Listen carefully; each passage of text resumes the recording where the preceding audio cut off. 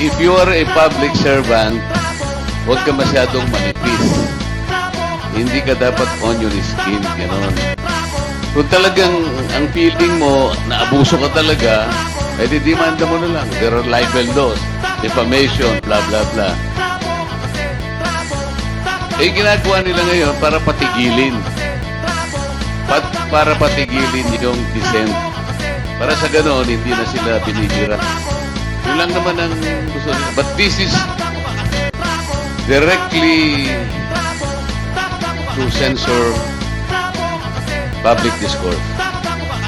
Hindi tama yun because parang napiprevent yung freedom of speech.